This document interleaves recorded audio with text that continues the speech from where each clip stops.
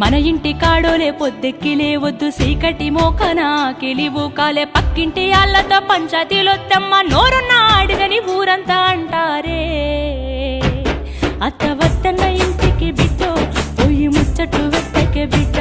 జర్రయాదిలా జర్రయాదిలా జర్రయాదిలుంచుకోవే బిడ్డో అడుగు వెళుతున్నదత్తోరిల్లు